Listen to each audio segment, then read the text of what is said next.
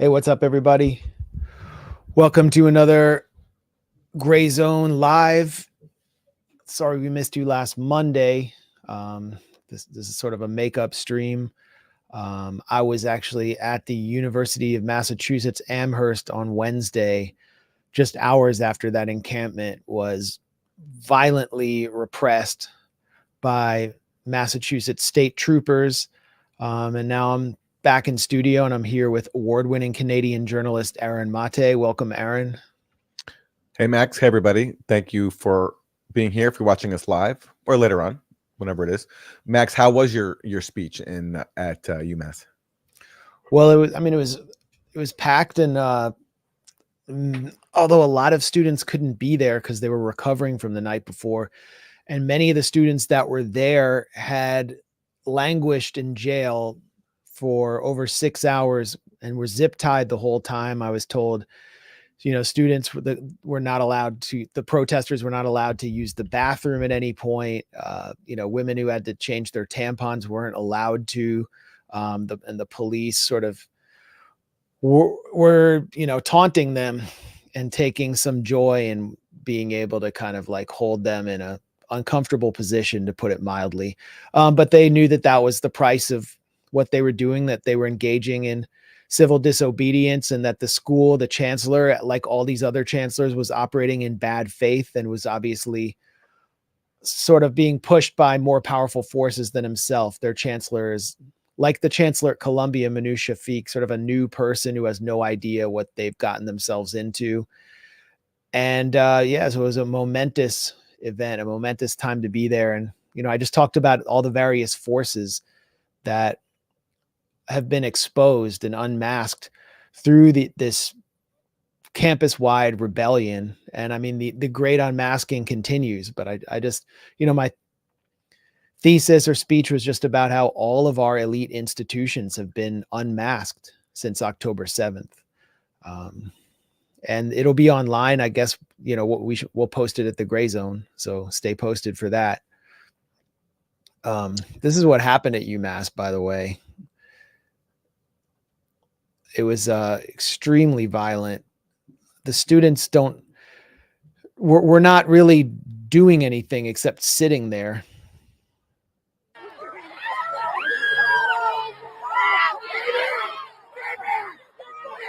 Replay that.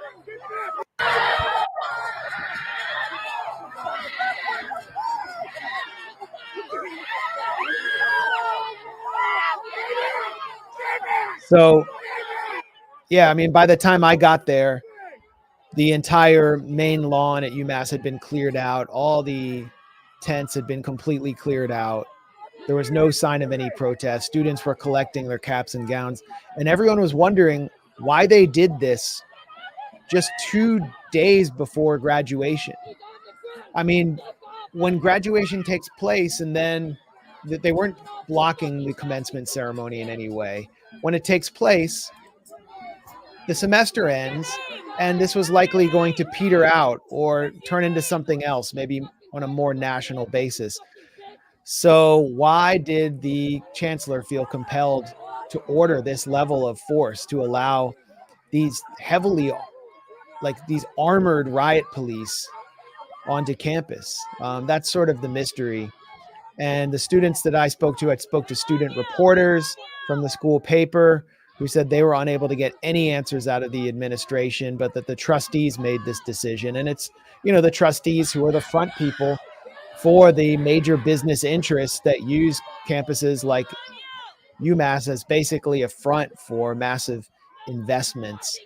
I should also say I spoke to a student who is heavily involved in the Columbia University encampment, who said that one of their main demands was simply transparency, that the school provide a list of what its investments are, and that they refused.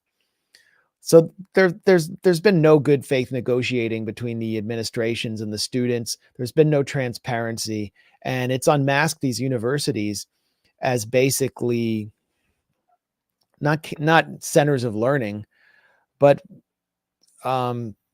centers of finance and investment for alumni in giant weapons companies. And I mean, look at who the trustees are. This was a good graphic that the Columbia Students for Justice in Palestine pulled together about two key trustees there who are guiding Manoush Shafiq's decisions. One of them is Victor Mendelson, the co-president of HEICO Corporation, which has contracts with the U.S. Department of Defense.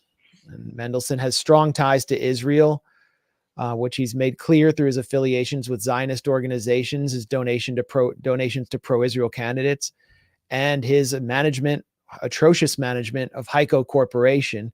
And then we have someone who might be more familiar to Americans, Che Johnson, who's on the board of Lockheed Martin while he is a Columbia trustee.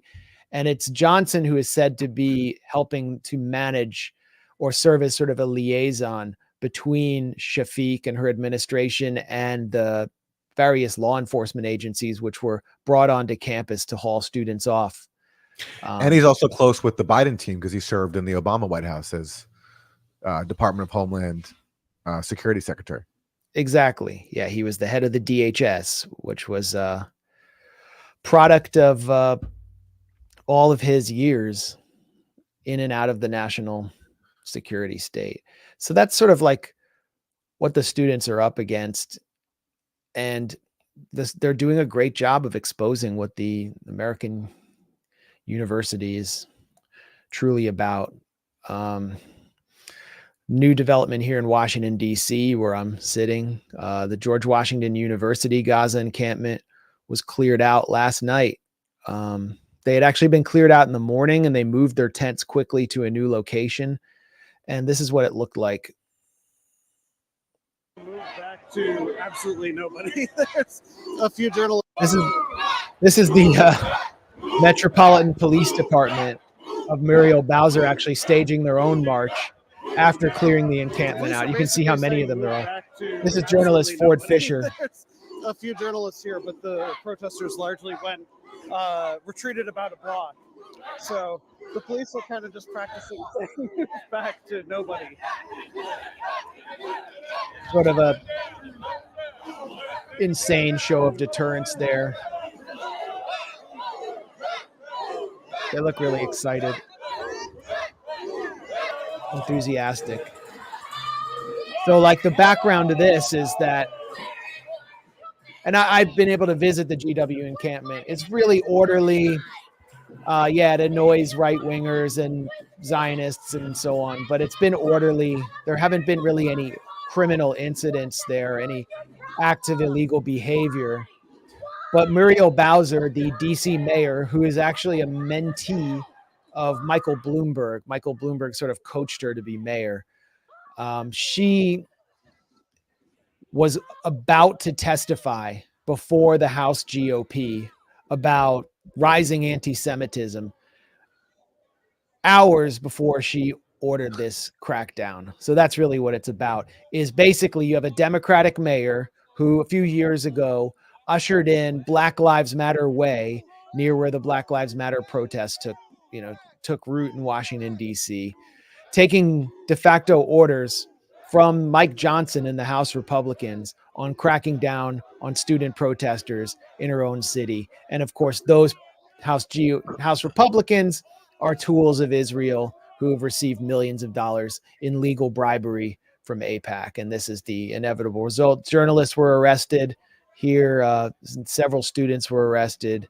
And you can see they have their batons out. They're threatening extreme violence. So the students decided to retreat rather than just get their brains beaten in. In 2014, when Black Lives Matter really emerged, there was a real hostility towards BLM because they had this national platform that was really strong on Palestine. And there was a real reluctance from, the establishment to accept them accordingly. And then in 2020, that kind of got watered down a little bit as the Biden campaign used BLM to get out the vote. And you could see also at the same time there was still a strong element of pro-Palestine, but you could see there that they were trying to water that down. And Muriel Bowser is like the perfect product of that. It's crazy she can inaugurate a Black Lives Matter square and then go on to crack down on pro-Palestinian demonstrators. Well, it shows who really threatens the system and who doesn't.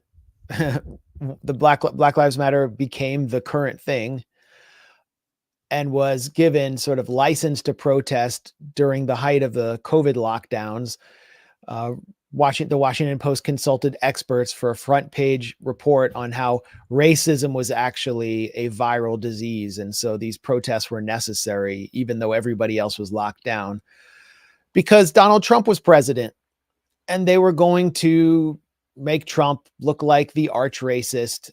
Trump completely played into it, as I showed, being underneath it wasn't an Apache helicopter, but a military transport helicopter was sent in on those BLM protests in Washington, D.C., like a few nights in, and as a means of just intimidating the protesters. And it was really shocking to have that helicopter just like 100 feet overhead while cops were shooting beanbags at us.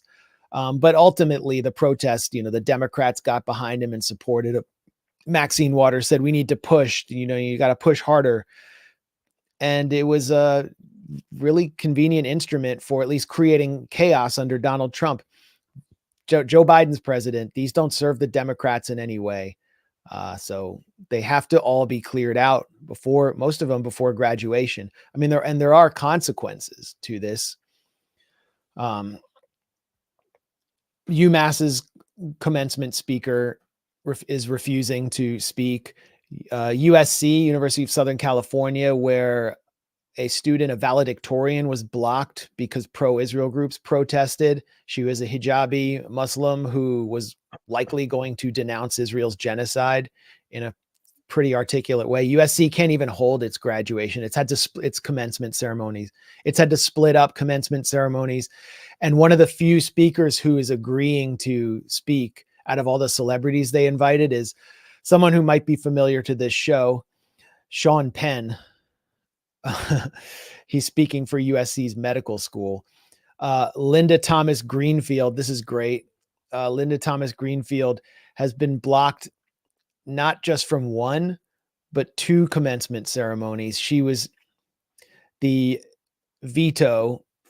person that was sent up by the Biden administration to veto several ceasefire resolutions to ensure that genocide could continue. So there is a huge backlash still taking place, even though these encampments are being broken up. And we've seen so much violence against these protesters. All the neocons are mocking them, saying, what did you think decolonization meant? Avocado toast? As if they have ever stood up against any powerful force. I mean, that's the reason they're neocons, is they are just weak children who want to be on the side of power. Whereas these protesters are taking enormous amounts of violence and and they understand what they're getting into, not just from the police, but we saw, and I mean, we should kind of revisit this. The violence that took place at UCLA was vigilante violence, obviously sanctioned by the police through a police stand down where the police disappeared for 4 minutes while Zionist hooligans fired off volleys of Dodger Stadium level fire. This was like the artillery at the beginning of their assault. You would think by that point the police would have come in, but no. They allowed the mob to just beat peaceful protesters with pipes. And so far, there's been no arrests at all. We know who many of these people are. This is the LA Times. To find masked mob members who attack UCLA camp, police are using January 6 tactics. And you can see, I mean, why do we need January 6 tactics to find out who these people are? We know who they are. UCLA detectives are now scanning hundreds of images in an attempt to identify the attackers. They intend to use technology that captures facial images and compares them to other photos on the internet and social media to put names to faces, according to law enforcement sources. Same technology was used to arrest everyone around January 6th. One person they're bringing in, I noticed in this piece, I'm scrolling to find it, is, on Tuesday, UC President Michael Drake said 21st century policing solutions will lead the independent investigation of the actions that led to violence on the UCLA campus. last week. The firm is led by Charles Ramsey, former Philly police commissioner and ex-chief of the Washington, D.C. Metropolitan Police, who was chair of Obama's task force on 21st century policing. Charles Ramsey is someone who is actually trained in Israel, like so many of these cops. I mean, this is a farce. I know it because I'm from DC. I lived here. I remember when the cops, they started flashing their sirens everywhere they went. They still do it now. And it's good for me. Like when I'm a motorist, I'm like, all right, I know where the cops are when I want to do like a rolling stop or whatever. But they do it to project deterrence and force. And that happened after Charles Ramsey returned from his first trip to Israel, because the Israeli police do that everywhere. So it's an Israeli tactic. So you have someone who's trained in and by Israel leading an investigation into a Zionist mob. I have my suspicions about this. And, at the Grayzone, we have obtained a dossier that UCLA students put together matching the faces to the names of the attackers. That's why I say these figures are known, as are several of those who sort of racially harassed the students the day before. I mean, we all know who they are. No one's been arrested. So, and one of these students who was shown the following day walking around campus with pepper spray, kind of harassing Gaza encampment protesters, was just on Dr. Phil. He was just interviewed by Dr. Phil. So, I don't know why they need a January 6th response. They're just delaying. It's a joke, complete joke. Meanwhile, I don't know if there's anything you want to add here, Aaron. Well, that dossier, have you published that yet at the Grayzone? We're working on a piece. Okay. We're waiting on a Wyatt Reed piece. Okay. Well, I look forward to that one. Yeah. It's very clinically done and very convincing. And it was sent to University of California Police Department, the UCLA police, who stood down for 4 hours. It was sent to the Daily Bruin. It was sent to the LA Times. It was sent to Mayor Karen Bass, who said she's going to track these people down. But what's happened? The same thing so far that happened to the 2 former Israeli soldiers who sprayed Columbia students with some kind of toxic skunk spray months ago, sending 15 students to the emergency room. Nothing, absolutely nothing. They haven't even been kicked off campus. One of them actually participated in the Gaza genocide. So we're importing genocide zombies to campus to carry out these attacks, and the cops can't do anything about it. And by the way, Aaron, I think you reminded me about this last week. Columbia SIPA, the School of International Politics and Political Affairs, where they have Hillary Clinton, Victoria Nuland, and Rebecca Weiner, who helped the NYPD direct their raid against the students in Hamilton Hall. Who's the dean of SIPA? A former Israeli intelligence agent. Yep. Yeah. It's just too on the nose. By the way, I don't think we've talked about Rebecca Weiner on the Grayzone stream.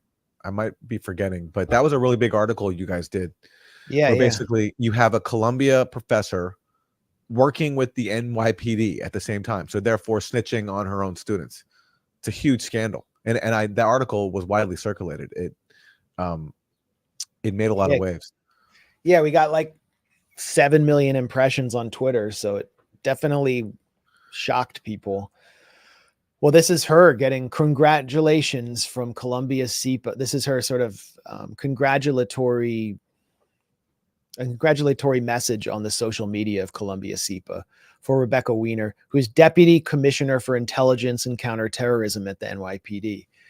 So back in 2011, the Associated Press exposed that division within the NYPD for maintaining a demographics unit, which hired out mosque crawlers, as they called it. And demographics unit is such an obvious echo of Israeli security language. They hired mosque crawlers to surveil mosques and Palestinian bookstores across New York, but they also spied on students, Muslim students across the New York area, but also as far as Rutgers and Yale, Muslim students were involved in Palestine solidarity activity. Rebecca Weiner got involved with that unit as its Middle East liaison. So she was obviously liaising with their Tel Aviv office. They have an office in Tel Aviv, so they coordinate with Israeli intelligence. And she was credited by Mayor Eric Adams with helping to preside over Columbia's response to the occupation of Hamilton Hall by students who were staging a sit-in, during which an NYPD officer discharged his handgun. Students were beaten and dragged out. The NYPD went in with a Bearcat like it was Waco, which was itself a giant crime. So here's the person directing it all. It just really shows how compromised not only Columbia, but the NYPD is by Israeli interests or Zionist interests. And we learned about her just through the press conference she did with Eric Adams, where she was congratulated. And it was like giant alarm bell went off when I saw that. I wonder if she's the one who obtained that super sleuth intelligence that the wife of Sami al-Arian, 63-year-old wife of Sami al-Arian, she's a retired teacher, was on campus for like 20 minutes. And that's what they used. That's what Mayor Adams and his media stenographers used as evidence that the Columbia protests were infiltrated by outside agitators. The fact that this retired teacher went to campus for like 20 minutes with her two daughters. And the al-Arian family has already been through a huge ordeal because Sami al-Arian was indicted in a bogus Patriot Act case on accused of financial support for Palestinian militant groups. It turned out he was just raising money for charity. Accordingly, the prosecution couldn't win a single guilty verdict from the jury. And when they failed, they basically threatened to bring the case again. And rather than put his family through the whole ordeal, Sami al-Arian took a plea deal. He accepted a limited sentence and deportation. And then, just to make sure he spent more time in prison, they forced him to testify in a totally unrelated grand jury case. So anyway, the fact that his wife shows up for 20 minutes on campus was used by Mayor Adams' office as evidence that the Columbia protests were infiltrated. And of course, the media, local media, and CNN went along with that.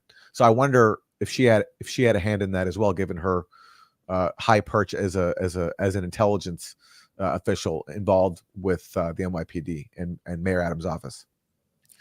Well, given that she mentioned that during her press conference, I would say so.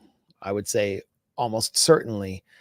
And a smear like that has the malevolent aroma of the Mossad all over it. That's what I'd say. I mean, if you look at Sami al-Arian's trial or the Holy Land 5 trial, the Israeli intelligence was directing these trials. The research was all provided by Stephen Emerson, who is de facto an Israeli spook. And it was all furnished to Gordon Kromberg, the prosecutor, who is a hardcore pro-Israel zealot, who is the federal prosecutor who will preside over the prosecution of Julian Assange if he ever comes to the U.S. Wow. And I saw Kromberg in action. I mean, the guy is just a straight up Islamophobe fanatic. I think he was pals with Stephen Emerson. But during these trials, Israeli intelligence, for example, brought families of suicide bombing victims to outside the courtroom of Sami al-Arian's trial to try to influence the jury. And during the Holy Land 5 trial, a Mossad agent was actually brought in to testify, and they cleared the gallery, including the press gallery, so no one could actually report on the identity of that figure who was just there to like psyop the jury, basically. I mean, it was at every level, direct Israeli intelligence influencing what U.S. courts were doing. And it all ended in a big, giant nothing, where al-Arian was let go and, you know, lives in Turkey today. The Holy Land 5 should all be let go. What were they doing? They were just directing charity to organizations in Gaza that USAID and the Red Cross were also involved with. And it was all just a means of justifying the war on terror, of making the American public convinced that the terrorists lived among us and the Bush administration and John Ashcroft were cracking down. And now it feels like 9/11 again. Like there was this whole kind of almost like it felt like a political realignment where some figures on the right were coming around to opposing the war state or denouncing permanent war over Ukraine. And now it's just back to the post 9/11 era. And we can see those same that same spirit of neoconservatism deeply embedded in the Republican Party, particularly the Congressional Republicans, but all the main kind of right-wing media organizations. We'll be talking more about that as we discuss Biden's threat of a pause on weapons to Israel over Rafah and the kind of freak out that that's caused. But it really does feel like with the students causing this national meltdown, it really feels like the post 9/11 era again. So, yeah, one point I just think is important to make is that there is no graduating class in Gaza. There's been a lot of complaints among students that, we're not getting the full celebration after COVID, after our schools were shut down for that. Well, at least your school wasn't bombed by some with weapons that some trustee made by the company where some trustee like Che Johnson sits on the board. I mean, this is the conference hall where graduations are held in Islamic University. This is what it looks like now.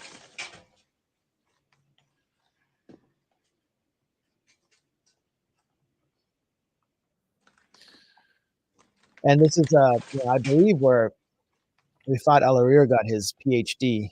I remember seeing the photos of that. So many accomplishments were honored there. And it's all gone. Every university in Gaza is gone. Al-Azhar University was the other major university in northern Gaza, completely gone. Here's an Israeli soldier boasting about blowing that university up. For those asking why there's no education in Gaza, oops, we had a missile fall on them. That sucks. Too bad.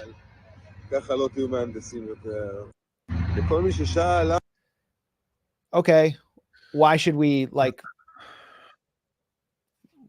why should we continue to invest in Israeli companies, Israeli interests, when they're openly boasting about ending all education in an entire region?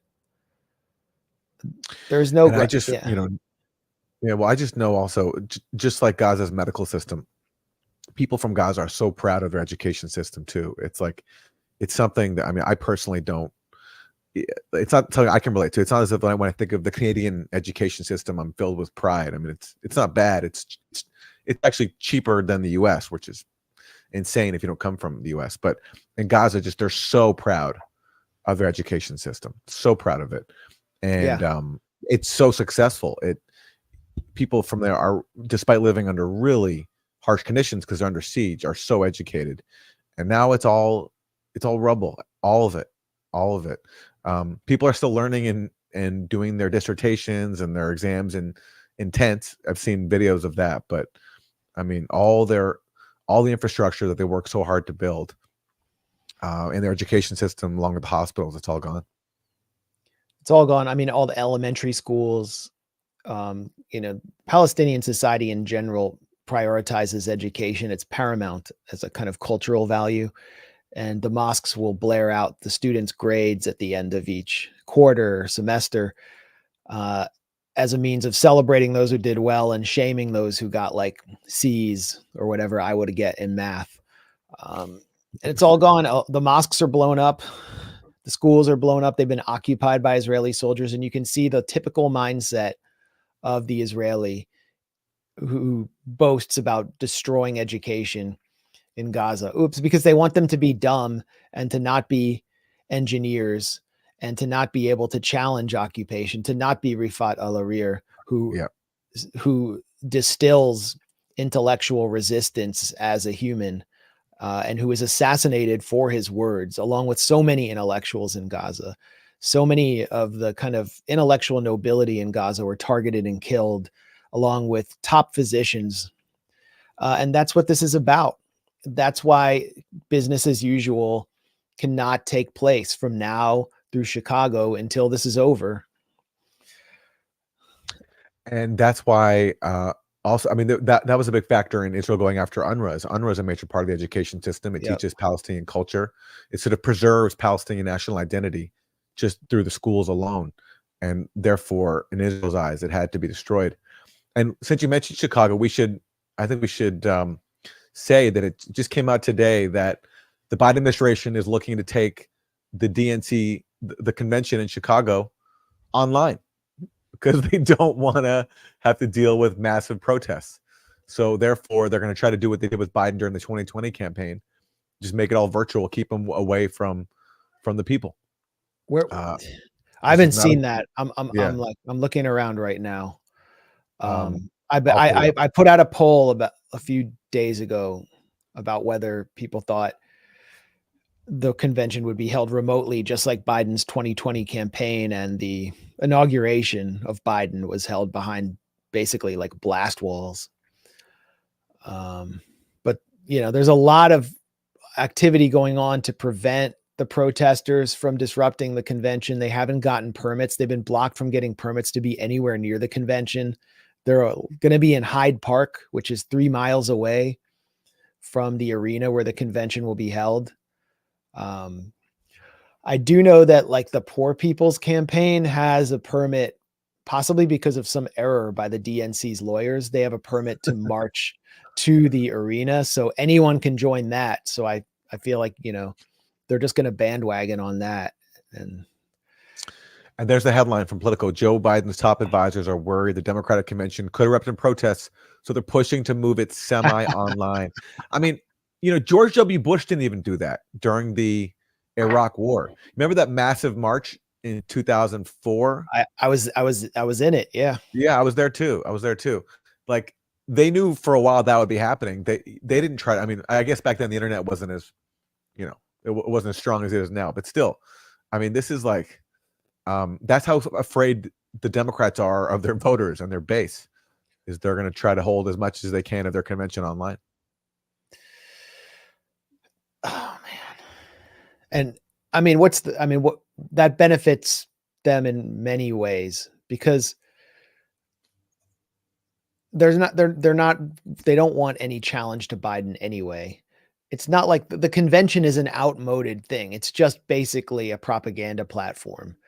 It's not like there's going to be some big fight over who the nominee will be, as in 1968. But it also shows how weak and petty the DNC are and how obsessed with control they are, because there are some key differences here between Chicago now and Chicago in 1968, when Mayor Richard Daley, who was a vocal supporter of the Vietnam War and just a machine boss politician, sicked the Chicago police onto the protesters at Hyde Park. It was a police riot. Everyone was beaten brutally. And it kind of led to the Democrats' demise all the way up until, I don't know, they never really escaped from it until Bill Clinton came in 1992 and just adopted the Republican Party's platform as his own. So right now you have Mayor Brandon Johnson. He's one of the most progressive mayors in the country. I think he was the tie-breaking vote for Chicago on Chicago's city council on whether to support a ceasefire. I think he openly supports a ceasefire. He claims that the police are undergoing de-escalation classes and tactics for managing protests without brutalizing them. And yet they still can't manage it. They still can't manage it at all. And they're going to go semi-online. And that's great. Let them do that. Biden deserves to pay a serious price for this. And you can't have a semi-online convention and expect to come out of it looking triumphant and ready for November. And we'll try to be there. I don't know. Maybe we'll do like a Grayzone event in Chicago if possible. That sounds good. Yeah, no, I'm serious. No, is there a Jimmy Dore show there this summer too? Are you guys doing that again? Like no? I don't know. No stand up. Well, anyway, that sounds great. I don't know yet. We've talked about doing a Grayzone live show for a while, so that would be a good place to do Well, it. we are doing one in New York City on Wednesday.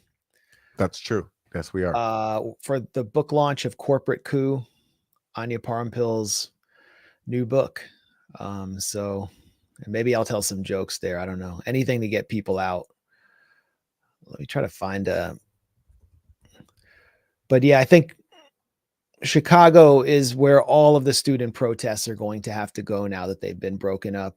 One of the student organizers I spoke to at Columbia said they have a plan. I just don't know what it is. But I think they're all going to converge in Chicago. Anya should have pinned her event to her Twitter account. I can't really find it right now, but it's May 15th. We'll announce it by the end of this, and me and Aaron will be there. It's going to be on somewhere on Avenue C. And you're sure it's May? I'm sorry to fact. Okay, yes, it is May 15th. And to go there, though, you have to RSVP if there's still tickets, which you can do at OR Books. Here we go. Hold on. Yeah, they were like, oh, not everyone's RSVPing. They're like, that's because people just show up. Yeah. Okay, this May 15th, the Francis Kite Club on Avenue C. A discussion of corporate coup, Venezuela, and the end of U.S. empire. This is so. You can RSVP to events at orbooks.com. It's at 6 p.m. Or but honestly, just show up. It'd be good to have it be like an overflow event. I don't know what size that is. Me and it's not the biggest venue. No, it's not. Me and you need like new headshots also. Yes, that's from my time at the Real News. So that's definitely due for a new one. Hey, yeah, how's the Real News doing these days? Well, I mean, they just ousted Chris Hedges. That was that's the real news of the week. But at the same time, we don't need to get into that. I was told they wouldn't allow Chris to interview me. Really? Yeah. Well, that actually they pulled his interview with Dennis Kucinich. Yeah. Allegedly because like it was too anti-Biden. So another casualty of, the online progressive kind of mid 2000s, late 2000s online media. They've all been consigned to the dustbin of history. And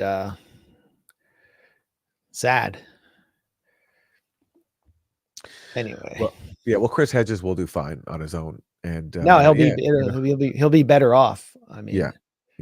I mean, that's really the lesson, is that just going your own way is the way to go. It just is. It does mean that there's less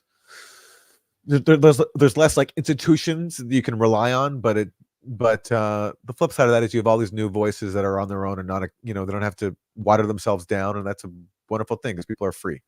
So that's the time we're in. Yeah. I wanted to, before we move into some of the insanity on Capitol Hill, this was a conference in DC that took place this week, and it was the Strategic Competitiveness Group run by Eric Schmidt, who was a co-founder of Google. He's now helping the Pentagon handle its third offset to compete against China on AI. And this was basically all the spooks in Washington converged at the convention center down on 7th Street for this event. And thanks to journalist Jack Paulson of Tech Inquiry, if you want critical reporting on the tech world, just check out Tech Inquiry. I think it's one of the best publications on the role of Intel and the relationship between tech and the national security state. He got this footage, passed it on to me, and it really shows a lot of the desperation of key figures in the national security state, not just over Gaza, but over the student protests. This is Mark Milley, the former head of CENTCOM on stage with Eric Schmidt, Aaron Ross Sorkin of the New York Times, who's a big cheerleader for genocide in Gaza and complete lackey of the intelligence apparatus, and Alex Karp from Palantir, this major private spying organization, which has tried to vied for a contract with Israel's Unit 8200 to participate in the Gaza genocide, leading targeting, but didn't get the contract. And they're freaking out.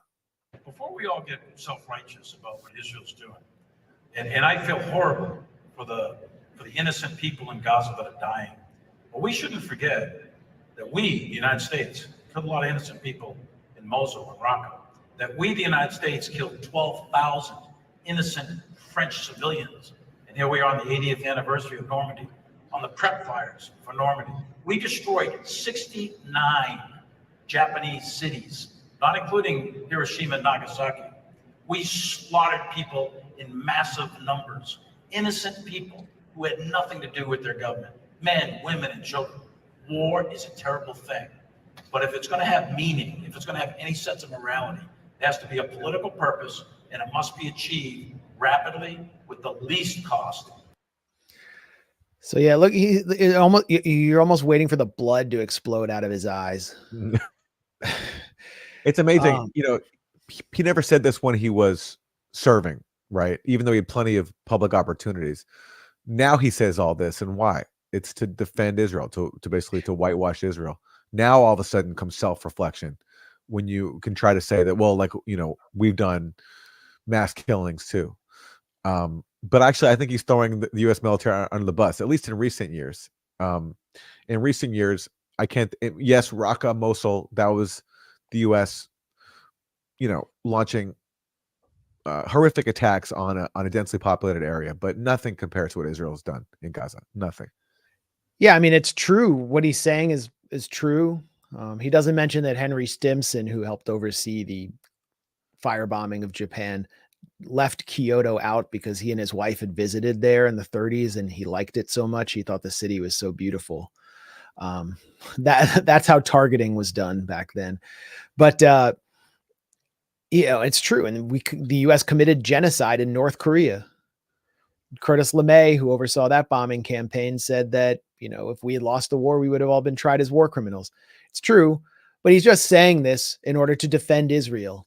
He and everyone on that stage are such slaves to Israel that they're willing to denigrate the U.S. military and go further than even Noam Chomsky, just for Israel, all for Israel. It's sort of like this talking point we saw back in 2022 after Russia invaded Ukraine, that actually Russia's worse than the Nazis, that, they're like the neocons were all kind of like, the Nazis never did this. Nazi Germany never did what Putin did in Bucha. Yeah. Michael McFaul said that Michael McFaul had some insane line. The former U.S. ambassador to Russia. Yeah. Where he basically said that Russia did is far worse than what Nazis did. Just absolutely insane.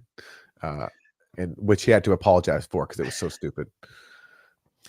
But he never, here's the command, the leading commander of the military denigrating the military for a tiny little foreign apartheid state. Yeah. Now here comes Alex Karp. This is amazing. And that you do by speed. And one of the things I find personally very frustrating, the peace activists are actually the pro-war activists, and we're the peace activists. So you don't want war, you better be strong. You have to scare your adversary, and you have to be willing to Why do you say the peace activists are war activists? Because if you're the useful idiot of Iran and China begging, literally there are people on college campuses saying, be doing a pro-North Korea mantra. If you think that creates peace, you are literally, why would Hamas ever give up? They have you marching for them. They're never going to give up. You are an infection inside of our society, and they are the reason they're not going to give up. If you want to stop these people, you have to be willing to be fierce. They're out there supporting a terrorist organization whose very written charter calls for the death of all Jews, not just in Israel, worldwide. I mean, come on now. No, it doesn't actually. I mean, that's just like, I mean, every word said there was ridiculous, but that latter thing by Millie is a lie. It's a straight up lie. The Hamas charter, the updated one, says it explicitly actually goes out of its way to say our issue is not with Jewish people. Our issue is with Zionists who are occupying us, who happen to be Jews. But we don't see Jewish people as our enemy. We see Zionists who are occupying and displacing us as our enemy. Well, yeah, they said they changed their charter. I think it was in 2017. 2017. They Yeah. changed their charter. And I don't know if it ever called for killing Jews everywhere, but it's a lie. And what Alex Karp is saying is just, I hate using the term Orwellian, but he's just saying war is peace. Peace is war. And that if Israel doesn't get to complete its genocide, there will not be peace. So the idea of peace in his mind, in the mind of everyone on that stage and most of the people in that convention center, is peace is the strong dominating the weak and gaining the total submission and compliance of the weak. And therefore they're the peace activists because they're fierce and they're intimidating people who are fighting to get out of a permanent internment camp. In effect, they are Nazis. And by the way, this is a very minor point, but the idea that Hamas like calibrates its actions based on what college students in the US are doing. I mean, Palantir is supposed to be they're like supposed to be like a high level intelligent firm, like, you know, making the government process more efficient and effective. I mean, and this guy calls people useful idiots while he's saying the most moronic stuff. I mean, he's obviously still trying to get that government contract with Israel because that is just the idiocy there is just, it's off the charts. He has a contract with a lower level division of Israel's military than Unit 8200. Okay. And he got a contract to do targeting for Ukraine. That didn't seem to work out too well because, their soldiers are getting buried with McDonald's Happy Meals right now. They're not winning. This is Alex Karp letting the cat out of the bag later on in his presentation. What I think is a often overlooked part of this battle is we kind of just think these things that are happening across college campuses especially are like a sideshow. No, they are the show. Because if we lose the intellectual debate, you will not be able to deploy any army in the West ever. And that's of course our adversaries. What I think is So yeah, if we lose the intellectual debate, the war of ideas with those student protesters, we will not be able to deploy any army in the West ever. What does he mean by that?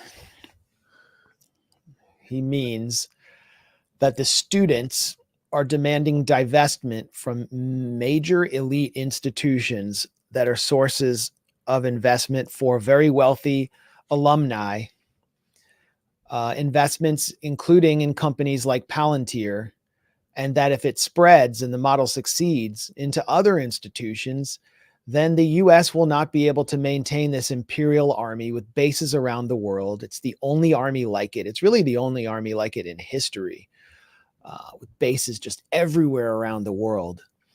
And the United States will start to become something that closely resembles a normal country, or more closely resembles a normal country in a republic.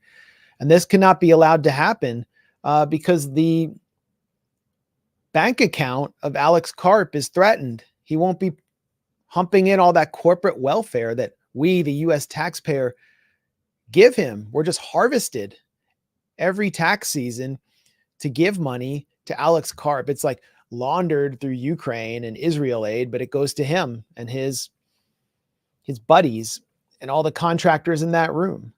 So the students are actually really hitting the third rail here.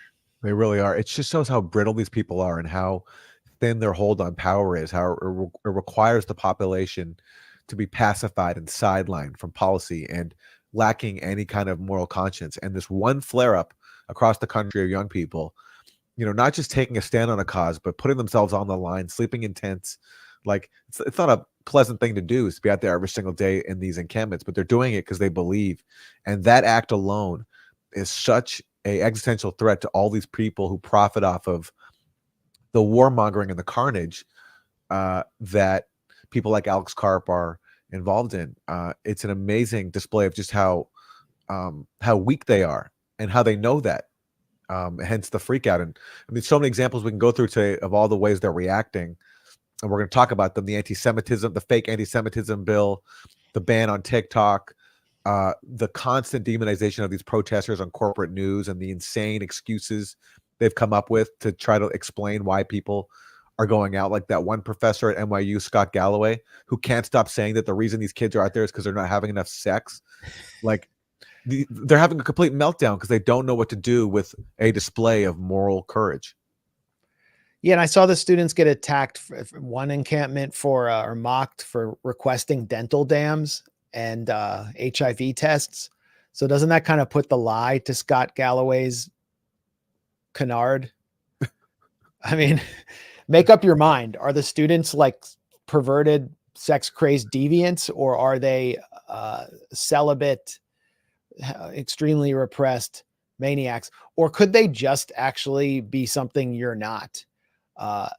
Non-sociopathic human beings who are actually indignant about the industrial slaughter of civilians and the scorching of children with US bombs that they pay for. Could it be it's impossible for people like Scott Galloway or Moron Joe Scarborough to actually actually empathize. They don't have any contact with anyone like that. They're just in this hermetic echo chamber of fellow psychopaths who can't understand why anyone would be outraged by what's happening in Gaza. None of the images of parents saying goodbye to their children, having their children die in their arms in Rafah at the hands of this vicious apartheid state seem to affect them at all. How do you turn off those images? I mean, I think everyone's seen them. Absolutely. Absolutely. And I'll play that clip. Anthony Blinken acknowledged that people are seeing the images and therefore they're breaking the narrative control we have. I mean, that's pretty much what he admitted. But before we play that, I'm not going to play the clip because it's just so cringe. But Megyn Kelly, the former Fox News host, had this meltdown where basically she was harping on the fact that she thinks the protesters are unattractive. She's like attractive, successful people aren't out there protesting. They're involved in their lives. They're, trying to like work and like raise families, and like all these unattractive people, they're just out there because they're outcast by society because they're unattractive. That was Megyn Kelly's point. I mean, it's like to them, this display of caring for people across the world killed with bombs supplied by our government, it doesn't register, I guess, because the victims are brown and they're Muslim. And the perpetrator is Israel, which these people all just worship. But this is Mitt Romney and Anthony Blinken complaining about... Why has the PR been so awful? I know that's not your area of expertise, but you have to less volume. Have some thoughts on that, which is, I mean, as you've said, why has Hamas... Sorry, less volume or more volume? Less. Disappeared in terms of public perception. An offer is on the table to have a ceasefire, and yet the world is screaming about Israel. It's like, why aren't they screaming about Hamas? Israel just rejected the latest ceasefire offer, which Hamas accepted. Accept the ceasefire, bring home the hostages. It said it's all the other way around. I mean, typically the Israelis are good at PR. What's happened here? How have they and we been so ineffective at communicating the realities there and our on. So note that Romney says he takes for granted that we should be doing Israel's PR, and watch how Blinken, who's supposed to be a diplomat, the Secretary of State, completely accepts that premise. An intravenous feed of information with new impulses, inputs every millisecond. And of course, the way this is played out on social media has dominated the narrative. And you have a social media ecosystem environment in which context, history, facts get lost, and the emotion, the impact of images dominates. And we can't discount that. but I think it also has a very, very, very challenging effect on the narrative. Yeah, a small parenthetical point, which is some wonder why there was such overwhelming support for us to shut down potentially TikTok or other entities of that nature. If you look at the postings on TikTok and the number of mentions of Palestinians relative to other social media sites, it's overwhelmingly so among TikTok broadcasts. So I'd note that's of real interest, and the president will get the chance to make action in that regard. Imagine if Romney had said that TikTok is mentioning Jews too much, right? He'd be kicked out of office. But bigotry is so normalized and authoritarianism so normalized that he can admit that we're censoring TikTok because they're mentioned. He doesn't even say anything about like anything being false, which of course, even if there was false information, that wouldn't be the government's business. But all he says is they're mentioning Palestinians more. So therefore they have to be shut down. It's just, the bigotry is so like, it's so out in the open, and the authoritarianism that comes with it is so out in the open, but yet everyone accepts it. You know, Blinken, a liberal Secretary of State, and Romney, a Republican senator, they're totally in lockstep. Yeah, so that's why TikTok was banned. He's just saying it right now. Too much Palestinian mention. And Blinken, the key thing that Blinken says, the key word is the narrative. That images are interfering with the narrative. And what are the images? It's the images of dead kids day after day after day from Gaza.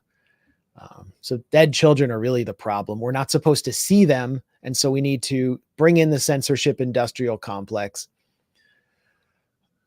The same one that got put on steroids during the COVID event, to ban, for example, people who might have raised questions about the AstraZeneca vaccine that was just taken off the market by its manufacturer for certain reasons, and to ban TikTok because young people, Generation Z, are learning too much. They need to be dumbed down. We need to be de-democratized. This is all in the blueprint written by Samuel Huntington, The Crisis of Democracy, which called for the American workplace to be more boring, which called for universities to stop prioritizing liberal arts and emphasize management and professional trades. It's all there. It was all written. That was the outcome of the 60s. There was too much democracy in America. And once again, we're seeing our elites, including a liberal from the Democratic Party, and someone who was the Republican nominee before the Trump era, joining forces to complain simply that there's too much democracy and that young people are learning too much. And I mean, it's great. It's great to see the Pulitzer's award the New York Times with the Pulitzer Prize for their Israel-Palestine coverage after producing the worst act of journalistic malpractice, the biggest journalistic hoax since Judy Miller and the WMD hoax, Screams Without Silence, alleging mass systematic sexual violence by Hamas, an article that's been discredited and debunked from top to bottom. And guess who sponsors the Pulitzer Prize? Columbia University. So, I mean, we're just seeing this great unmasking of the political class, of the media. Fundamental narratives of the West are just collapsing right before our eyes. American exceptionalism is blowing itself up, all to protect the imperatives of a crappy little apartheid state 5,000 miles away. Keep doing it, guys. You know, by the way, side note about the Pulitzer, I bet if you go back and look year to year, certainly this year is the case. Every year, or at least this year, and I think other years too, there's an equal distribution of awards, the Washington Post and the New York Times. They basically, it's like a mafia racket. Like they split the bounty, you know, it's 3-3, 3 of the Times, 3 of the Post. And basically, so they just split it. That's how it's a racket. It's just a racket. The Times getting awarded for, I mean, if you're going to give someone an award for Gaza, the Post actually has had some not bad reporting on sometimes, right? The Post has. It's been somewhat objective. The Times is just straight up sonography for Israel. They've laundered every single Israeli lie, starting with the Hamas mass rape hoax, which we debunked, then also with Al-Shifa Hospital, They were used to launder Israeli U.S. intelligence lies about Hamas headquarters underneath. They never retracted that. They were used to launder the lies about UNRWA. Basically, every single scam has been laundered through the New York Times when it comes to the mass murder campaign in Gaza. And then, of course, the language they use in like obscuring the facts, like taking away agency from Israel so that all these headlines, the passive language. the passive Doctor language. finds, it's like doctor finds dead children on operating table in Rafah. Yeah, exactly. I mean, it's day after day. Well, and then you had the UNRWA hoax being spread in the Wall Street Journal by a former Israeli army soldier as the co-author. I mean, the whole media is complicit, but the New York Times is refusing to retract articles that are fake. Judy Miller, they at least put up a editor's note. And here's Judy Miller today. She's still shameless. Hey, Columbia protesters, if you're so proud of what you're doing, why are you covering your faces? Like, this is the Judy Miller? Like, she's still out there? Like, why aren't you covering your face? Why aren't you like just spending the rest of your life in a bomb shelter, ensconced in like blankets provided by Mike Lindell? Like, why are you here? I mean, the only thing to say in her defense is that she was scapegoated. There were so many other reporters too, some of whom are still working, like Michael R. Gordon. He was involved in the Iraq WMD hoax. He's still a top reporter at the Wall Street Journal. But yeah, I'm not surprised to see that from Judy Miller. Great point. That isn't made enough. So the Republicans or House Republicans are really freaking out over this wave of anti-Semitism, and suddenly they sound like civil rights leaders. They're actually getting really woke. This was the lady that delivered, I never heard of her before. She delivered the, what was it? The Republican response to Biden's State of the Union after Biden got like plaudits and awards because he completed the State of the Union without being carried off in a gurney or wandering around. They brought this lady, Senator Katie Britt from Alabama. I hadn't known about her. She's obviously like a pet project produced in some kind of Stepford laboratory. And yeah, she's doing her best Martin Luther King impersonation about the oppression of Jewish students on college campuses. This administration refusing to protect our Jewish brothers and sisters as they want to go to class. They want to eat peacefully in dining. I'm surprised she didn't call them our Jewish siblings, just to sound really woke. Halls be okay in their dorms. I remember that discrimination upon race, denigrating someone upon race, blocking someone from a classroom wasn't okay in the 1960s. Do you hear me? And it is not okay today. This administration needs to stand up and stand against anti-Semitism. What else they're failing to learn from? I mean, yesterday we celebrated 79 years since VE Day, the victory there in Europe, liberating Europe from Nazi terror. Earlier this week, we honored those 6 million Jews that died in the Holocaust. We're at a place in this country, a Harvard-Harris poll just came out, where it said between the ages of 18 and 29, 1 in 5 of those individuals don't believe the Holocaust even existed. And on that note, I think it's important that we continue to tell the story of October 7th. When we talked to the Israeli officials, all right, well, you get the point. This is like a Ted Cruz press conference on like the plague of anti-Semitism sweeping America at liberal college campuses, which are like the place where statistically there is the least anti-Semitism in America. Biden played into this as well, Aaron. Oh, big time. This is a bipartisan freak out, and it's being driven by the people who are writing their speeches, who are filling their coffers with campaign donations, the Israel lobby. Here's Joe Biden's statement on,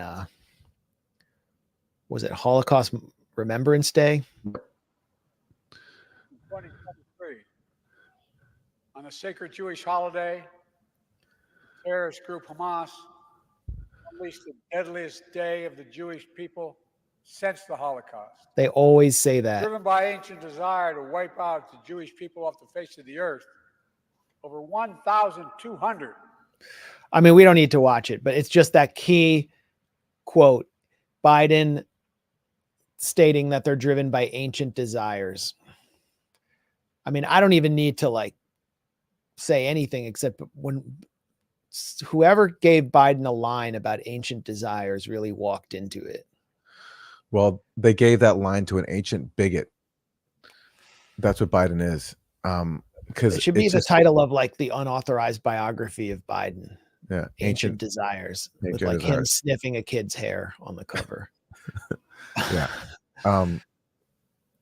It's, I mean, I hate the word trope. It's overused, but it's such an Islamophobic trope that he's playing into that like, this is about some deep, centuries old religious resentment, anti-Semitism, by Muslims toward Jews, not like a, 75-year plus ethnic cleansing and occupation.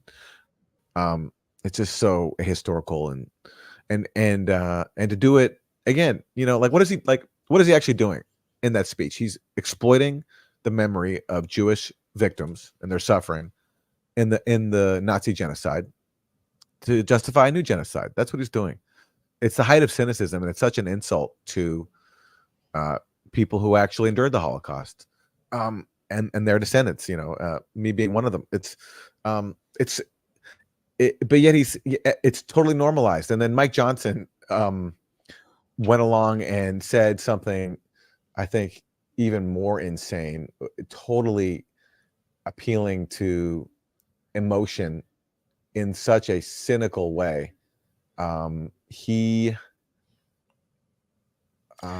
me get the clip. Here it is.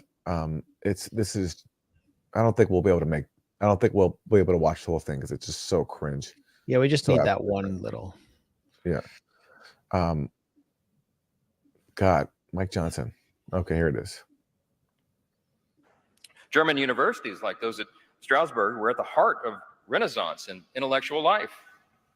But it was at those same elite centers of learning where Jewish faculty and students were suddenly expelled, where anti-Jewish courses were introduced, and where professors performed horrific pseudoscience experiments on Jewish people brought from nearby concentration camps.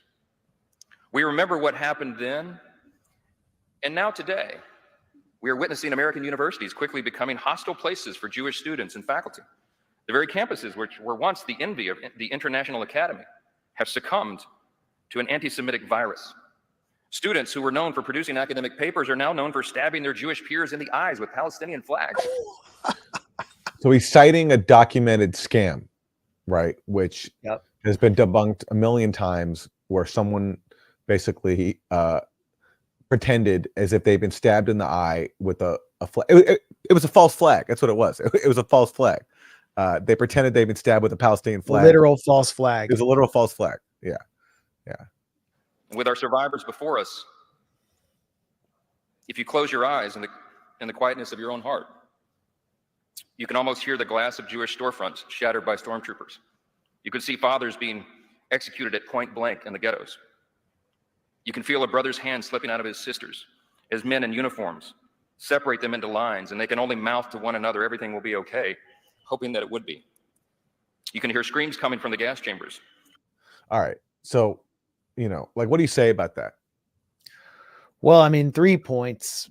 First, that with the passage of the Anti-Semitism Awareness Act, which was passed overwhelmingly by Congress, the Holocaust is being weaponized along with the history of Jewish persecution in order to take away our rights, in order to protect a country that is engaged in a contemporary Holocaust. The Holocaust is being used to demolish the First Amendment. The Anti-Semitism Awareness Act adopts the IHRA, or International Holocaust Remembrance Association's definition of anti-Semitism, which likens trenchant criticism of Israel, what I just said, to anti-Semitism. You are not allowed to compare Israeli soldiers who were lining up droves of Palestinian men naked and taking them to torture camps, to literal concentration camps in the Negev desert, where they're going to have to suffer amputation because they're cuffed for so long, be tortured with dogs and all other means of dehumanization. You're not allowed to compare them to Nazis, according to that definition. So much speech is deemed essentially discrimination and de facto criminal under that definition. And the author of those definitions, Kenneth Stern, who I actually know, I've talked to him. He's kind of like a liberal Zionist, used to work at the American Jewish Committee. He opposes enshrining that definition into law and said that he put it together just as a way of explaining what anti-Semitism was in his view. So he actually opposes this law. Jerry Nadler, representative of New York, who is an arch Zionist, opposes the law because of the threat that it poses to the First Amendment. But Congress is just so bought off and sold out to the Israel lobby that it passed it in overwhelming numbers. I think a lot of members of Congress actually were afraid that AIPAC would run someone against them if they didn't vote for it. Richie Torres was the co-sponsor. The perfect pet project of the Israel lobby, from one of the poorest districts in America, the South Bronx, never around in his district, spends more time with like Noah Tishby and all the fifth rate has-been celebrities who are being put up as Israel's voices in Israel than he does in the South Bronx. He's gotten like $1 million from AIPAC donors. He's a gay Puerto Rican, like the perfect token for AIPAC, and he co-sponsored this full-bore assault on the First Amendment. So the Holocaust has been turned into a tool of fascism by these figures. I can't think of a worse result. I can't think of a bigger victory for Adolf Hitler than this. 2, Joe Biden uses the phrase ancient desires. This is a phrase that Netanyahu and his father have always used to falsely claim that Muslims are actually the ultimate perpetrators of anti-Jewish persecution throughout history. Netanyahu's father's life work was a book on the Spanish Inquisition, which completely seeks to undermine the real history of Jewish and Muslim coexistence prior to the Christian takeover of Spain, the Andalusian bridge between what is now Morocco and the Iberian Peninsula. In that scenario, Jews and Muslims coexisted fairly peacefully. You can just look at Maimonides and his correspondences with the Muslim polymath Ibn Rushd as one example. And what Biden is saying is Muslims have always hated Jews. This has nothing to do with Zionism. As though there was ever an Israel-Palestine conflict before Jewish colonization in historic Palestine began in the 1880s and 1890s. So what Biden is saying is ahistorical and Islamophobic in the main. And then finally, I mean, when Mike Johnson says, if you close your eyes, you'll hear the breaking glass of Kristallnacht. You'll see Jews being separated and taken to camps and mass murder. I mean, if I open my eyes and look at Twitter, I see everything that I learned about in Hebrew school about the Holocaust or in regular grade school. I see it in what's taking place in Gaza. Or, I mean, if you look at the pogroms inside Israel against Arab businesses just south of Tel Aviv back in 2021 during a Israeli assault on Gaza, that reminded me directly of Kristallnacht. So, and that's what people are seeing all across the world.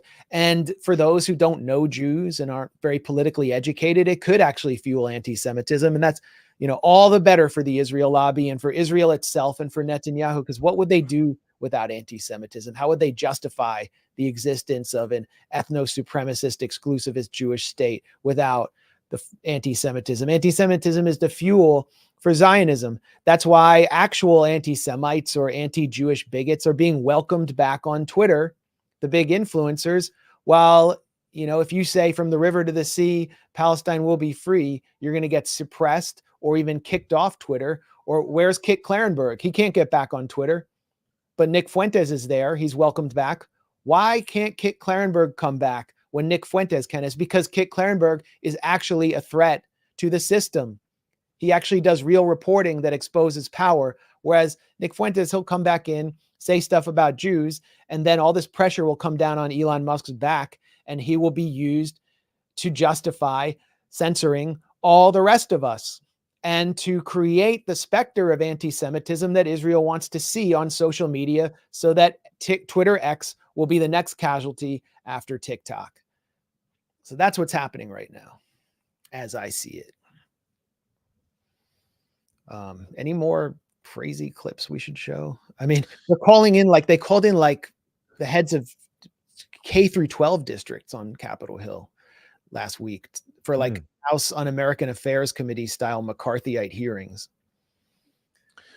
Well, the only other clip we could play is just the clip of Hillary Clinton lecturing young people about how wrong they are. But it's not so much on this anti-Semitism, on the weaponization of anti-Semitism. She basically she had this condescending clip. We don't need to play it on Morning Joe, where basically she just said, she was asked about her thoughts on young people protesting, and she said they're ignorant. They don't know their history. And then she lied about her husband, Bill, giving Palestinians this generous offer of a Palestinian state, which they turned down, and what a tragedy it is. She it just showed how absolutely out of touch this older generation of fanatic Israel supporters is. Now they have nothing. They have nothing to go on except, lying about the past and smearing people as anti-Semites. Yeah. And that's why she lost. Unless Russia made her say that. Just younger people could feel that she was out of touch and had contempt for them, and is a warmonger. Yeah. This was a great exchange, though. See, I was up at UMass, hosted by a professor named Sut Jali, who is the director of The Occupation of the American Mind, which is still one of the best documentaries on Israeli Hasbara, on Israeli propaganda and how it's disseminated in the US. The film was banned at a high school, one of the largest high schools in the District of Columbia area, just outside DC, in a fairly affluent school district in Montgomery County. It's called Jackson Lee High School. And it was because a pro-Israel teacher or principal, I think maybe principal, said it was an anti-Semitic film. And so there was a major free speech battle over this film, and now a judge has ruled that students can see the film. So Montgomery County educators were called in by Congress, by Republican Virginia Fox, as well as from New York City and I think one other school district. It might have been Berkeley, 3 key Republican targets. And, the point was to humiliate the principals and bring them into line, like Columbia President Manoush Shafiq, who basically rolled over for the Republicans and then ordered this massive crackdown. And all the Republicans are simply cutouts for Israeli interests. This is Representative Aaron Bean. The Holocaust ended in 1945. The hate behind it has not. Anti-Semitism is repugnant in all its forms, but the topic of today's hearing is particularly troubling. It's hard to grasp how anti-Semitism has become such a dominant force in our K through 12 schools. Some kids as young as second grade are spewing Nazi propaganda, which begs the question, who has positioned these young minds to attack the Jewish people?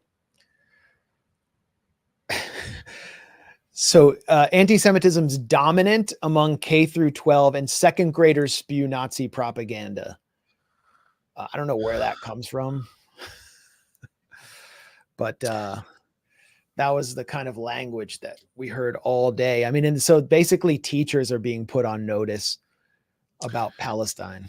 It just gets crazy every week. I remember a few weeks ago when you had some of the college professors testifying, among them the president of Columbia, and you had that Republican Congress member quoting the Bible and basically saying that God will be mad at you if you're not on the side of Israel. And then he asked, I think it was the Columbia president, do you want God to be mad at you? Like that was like his line of questioning, because the Bible says if you're not on Israel's side, then God will exact his vengeance, whatever it is. I mean, it's, like, what do you say about like the religious fundamentalism? It's easy to forget that it exists, but when you see what's said in Congress by these elected representatives, it's off the charts. Such a fundamentalist country. Yeah. There are so many layers beyond just the raw material influence of Zionism through lobbies like AIPAC within the Republican Party. I don't think we've ever seen a House leadership roll over for Israel at this level, although they all would have. They've never been tested this much. And it's pretty wild. I mean, at least Stefanik, someone who's just utterly repugnant, has emerged as kind of a star in all of this through her badgering of teachers for refusing to implant the seeds of Zio-fascism in their minds. I mean, look at all she does is howl about anti-Semitism.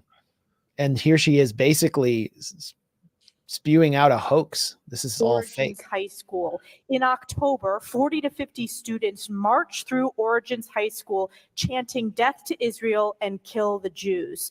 In addition, an independent investigation found that a teacher who teaches global history was told by a student, quote, "I wish you were killed." Another student called her, quote, "a dirty Jew."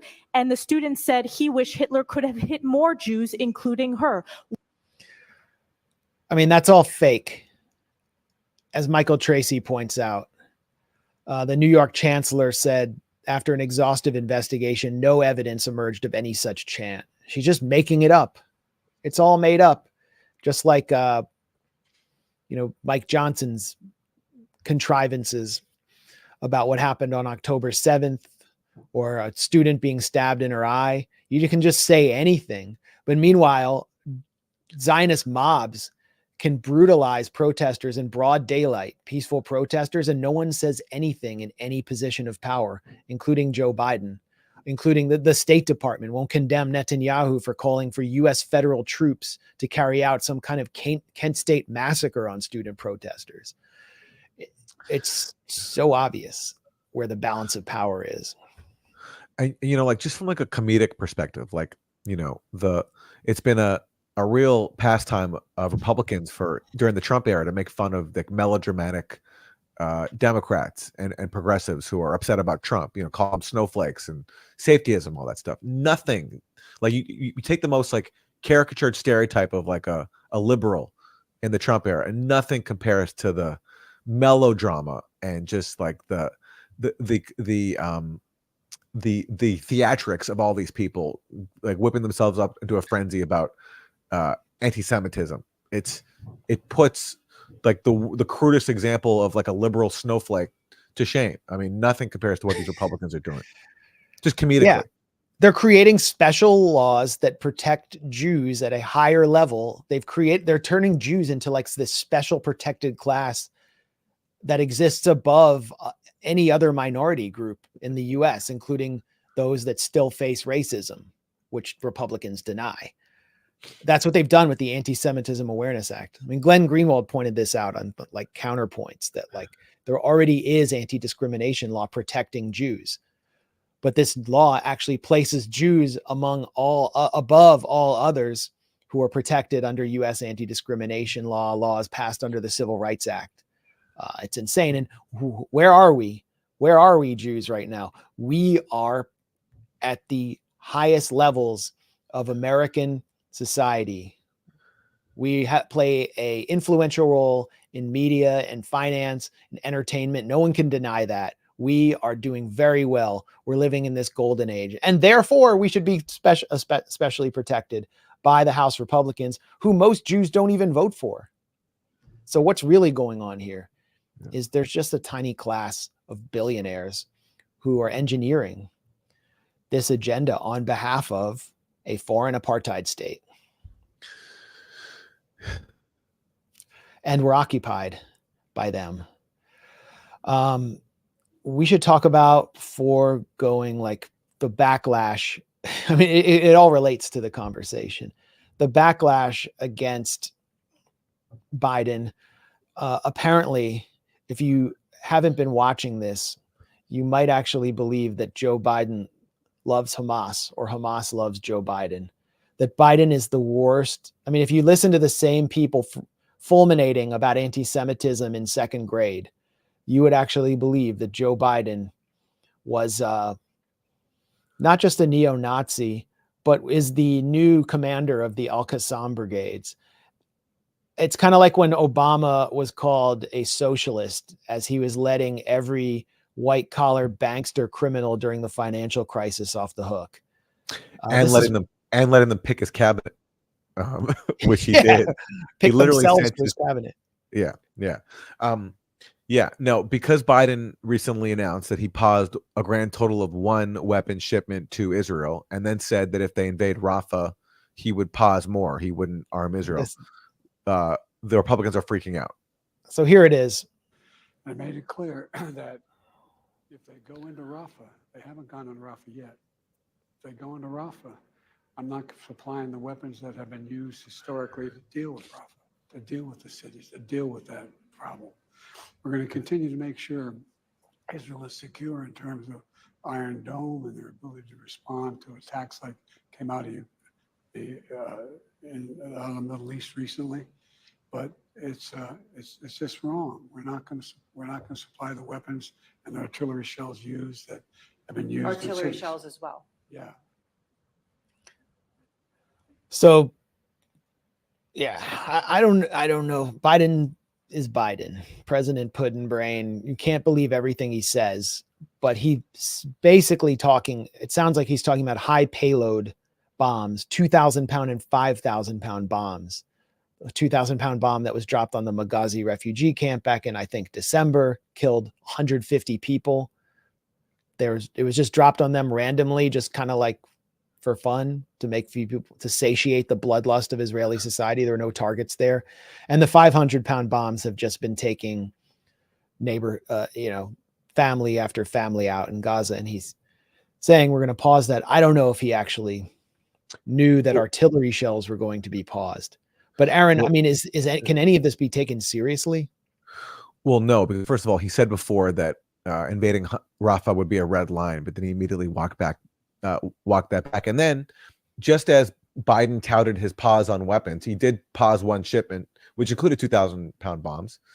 A White House official told the Washington Post this: despite the pause, the Israeli military has enough weapons supplied by the U.S. and other partners to conduct the Rafah operation if it chooses to cast aside U.S. objections, a U.S. official said. So basically, Biden is saying he would cut off weapons to Israel if they invade Rafah, but he knows that Israel already has the U.S. weaponry it needs to invade Rafah. So his threat at this point, although it's better than nothing, it's also, in terms of impacting Israel's decisions, it's useless. It's absolutely useless because they already have the weaponry. And by the way, the 1 shipment that they paused in that same article from the Washington Post, the White House, another official says that we still might send it anyway. We haven't decided yet. So they only paused it. But that act alone of pausing weapons elicited a typical Republican freakout, and also a freakout from people like Itamar Ben-Gvir, the Israeli, what's his position, national security minister. He tweeted out, he's in charge of the police. Yeah, he literally tweeted out, Biden loves Hamas, and he used a heart emoji. Yeah, here's that tweet. And Hamas loves Biden. Hamas loves Biden. Sorry, yeah. I mean, Hamas loves Biden. So, he also means Biden loves Hamas. But Hamas loves Biden is supposed to be a softer allegation. This is an important Israeli minister who the Israeli government, the war cabinet, tries to keep out of discussions, but he controls the national police, and he speaks on behalf of the settlers who really are the incipient force in Israeli society. And then okay, so Biden's comments have caused a freak out inside the US, but also within Israel. And this is someone who's actually closer to Netanyahu, Tali Gottlieb, who is a member of his Likud party. Uses threatening not to give us precise missiles. Well, I got news for the U.S. We have imprecise missiles, and we have the right to defend ourselves. So maybe instead of using a precise missile and taking down a specific room or specific building, I'll use my imprecise missiles, and I'll collapse 10 buildings. 10 buildings. That's what I'll do. So not just an admission of genocide, but a threat against Biden. As if your missiles have been so precise before and you haven't been collapsing 10 buildings. On that, the Ben-Gvir tweet, Tali Gottlieb freaking out. I mean, this is supposed to be our ironclad ally. Like the Biden administration says that our relationship with this government is ironclad. They don't say that about any other government. Yeah. Including Ukraine. That's true. And I mean, this is actually, those people are really the id of the Israeli government and Israeli society. They speak for the true pulsing heart of Israeli society. And they are the greatest enemy America faces, because Russia and China don't have the power to harm Biden or the US government the way they do, and they don't enjoy the same impunity.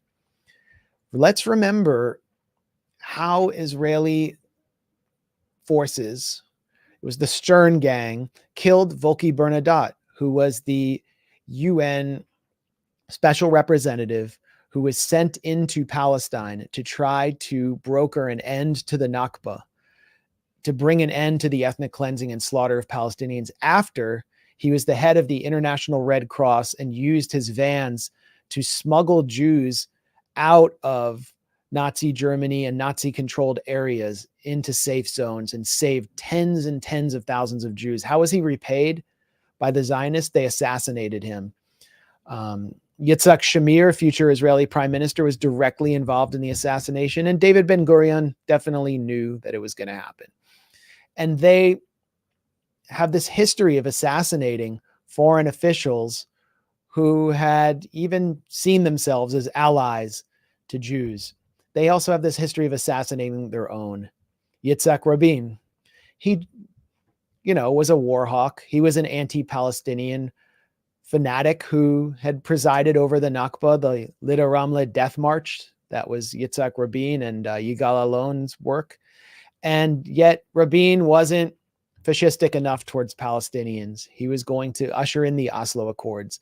And so he was killed by a fanatic who was influenced by the same sources as Itamar Ben-Gvir, Yigal Amir. And his assassination was given a blessing by the same rabbis that Itamar Ben-Gvir holds court with in the settlements around Hebron. But it was Netanyahu who incited the murder. Leah Rabin, the widow of Yitzhak Rabin, holds Netanyahu responsible for the killing. He was the opposition leader. And after like an interregnum with Ehud Barak, who was, whatever, you got Ariel Sharon and then Netanyahu. The assassination achieved its effect. And I have no doubt that if a president of the United States was actually going to enact a true arms embargo on apartheid Israel and enact U.S. law like the Leahy law, or allow the State Department to conduct a true assessment of Israel misusing American weapons to deliberately slaughter civilians and aid workers from the World Central Kitchen, other places like the UN, if they were to allow that to take place, a U.S. president would immediately be in the crosshairs of a fanatical Jewish nationalist. And if they were hit or taken out, the Israeli government would condemn it, and AIPAC would condemn it, but their fingerprints would be all over that crime. I have no doubt. And I think every president knows that. It's sort of like, the rumor that Trump got shown the Zapruder tape when he came into office. What they should all be watching is the Rabin tape.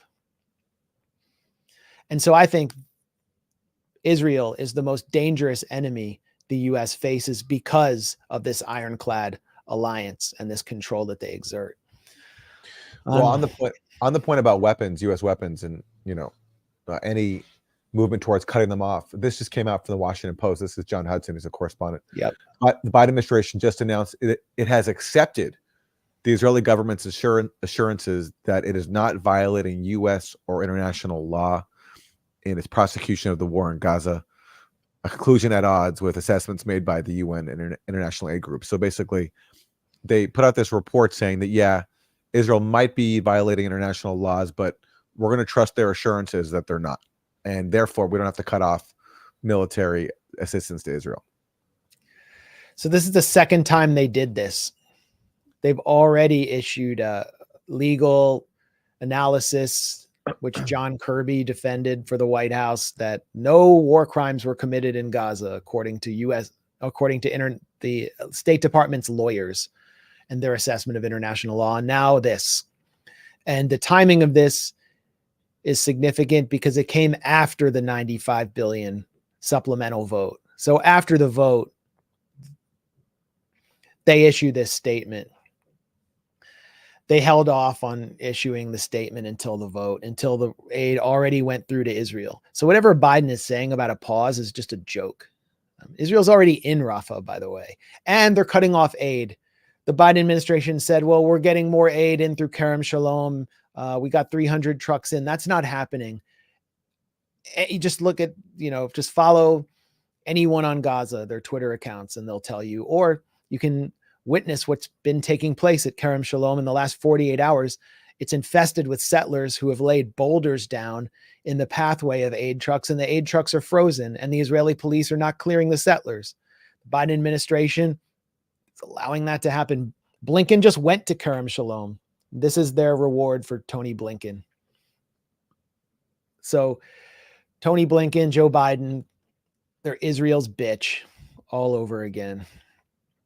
And Biden has the added effect of being on the cover of the New York Post for supposedly betraying Israel. That's how U.S. politics works. I mean, we're so doomed.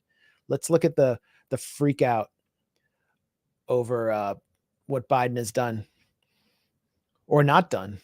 This is Donald Trump. Donald Trump is using this as a campaign talking point. He's in court because he's not allowed to be anywhere else.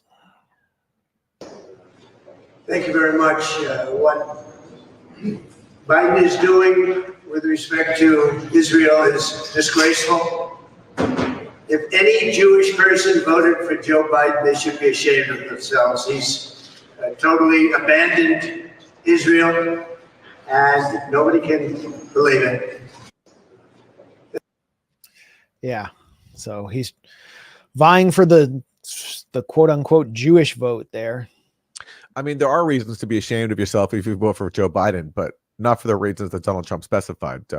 It's actually for the opposite reason, that you should be ashamed that Biden is supporting the mass murder of people in Gaza, which Donald Trump also supports too.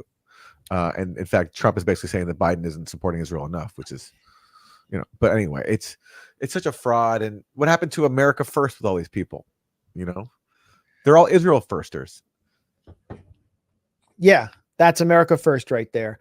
So that another mask off moment, another institution or movement that's been exposed is America first. We talked about it in the last live stream. Trump strategizing with Lindsey Graham to get 95 billion through, including 60 billion or so for Ukraine. By the way, Lindsey Graham's freaking out about this symbolic pause.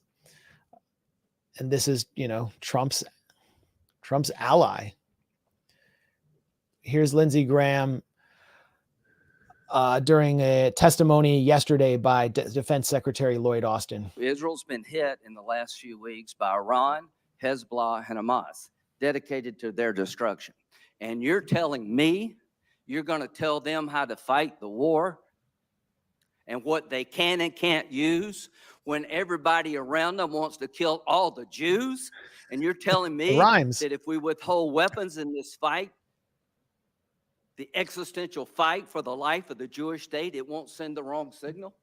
Do you still think it was a good idea, General Austin, to get out of Afghanistan? I support the president's Yeah, I think you do. I think it was a disastrous decision. If we stop weapons necessary to destroy the enemies of the state of Israel at a time of great peril, we will pay a price. This is obscene. It is absurd. Give Israel what they need to fight the war they can't afford to lose. This is Hiroshima and Nagasaki on steroids. How? What's he talking about? What's he like? How do you make that analogy? Yeah. Like, what is in his mind there? I mean, if there is an analogy to draw, it's that, you know, an area is being destroyed with U.S. made bombs. That's what you could maybe analogize to Hiroshima and Nagasaki and Gaza. But how does he see that from the Israeli point of view? Like, yeah, doesn't make any sense. I have no idea what he's talking about there, but that's the kind of extreme language. I think he means to say that Israel will face some kind of apocalypse if the weapons are paused. And yet you have Netanyahu declaring again and again, we will go it alone. I mean, what it shows is just what a fake country Israel is, that it can't last a second without constant resupply of US. Yeah. 2,000-pound and 500-pound bombs so that it can meet its weekly quota of 1,000 dead kids. Yeah. Yeah. And I mean, we had Shimon Boker, who is the vice president of the International Likud organization. So the vice president of Netanyahu's party, declaring that we will have to go into Rafah and kill and kill and kill. Essentially in order to survive. So here's a country that has to commit genocide in order to survive. Everybody freaks out and compares it to the apocalypse and threatens the United States president from that country for not getting their supply. And that's an ally that the United States can trust and depend on. I mean, I think this is the passionate attachment that George Washington warned about in his farewell address, one that will corrode the United States from within. And we're witnessing it before our eyes. I wonder what he would say. I think like all the right wingers attacking the students, the conservatives would think, oh, George Washington will condemn them because they dressed funny. But in many ways, the students at George Washington University were protesting against something that he warned about. So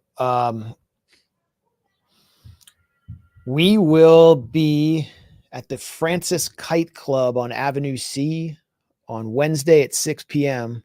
You can RSVP on the website of OR Books. Me and Aaron and Anya Parampil for the launch of her book, Corporate Coup. I lost the tweet. And that's in New York City if you're there on Wednesday. New York City. I mean, we have, like, of any area in the world, we have a disproportionate amount of viewers according to our data in New York City. So come out. Meet us in person. There's free drinks afterwards if you RSVP. So that's another reason to come out and get Anya's book, Corporate Coup, which I think is, you know, it's not just about Venezuela. It's about the reshaping of the world order, the dawn of the multipolar world order. And the meltdown of U.S. empire that we're witnessing accelerates since October 7th. I think the book is really pertinent to what we're witnessing now. We'll be, follow our Twitter accounts for more information. I'll have Anya pin that to our Twitter account. Also, this really nice cat wandered into my house, a young cat. It needs a home. So if anyone wants a nice cat, email us. The email contact's on the Grayzone website. I think it's grayzoneproject@gmail.com. If you're in the DC area and you want a cat, come get a cat. It'll be like the official Grayzone cat. I already have a cat. So anything you want to add, Aaron? I hope this cat finds a good home. Yeah. Michael Tracy got a golden retriever to its owner. If he can do that, I can find this Wow. cat at home. Yeah. Yeah. Everybody All these- loves cats except for Netanyahu. No, but it's a really nice cat. It's trained, goes in the litter. Come get it. Just needs its balls cut off. Hey, who doesn't? You know. All right. Well, thanks everybody for joining us. You can support the Gray Zone at the links below and on your screen. And we'll be back. Peace. Peace, everybody.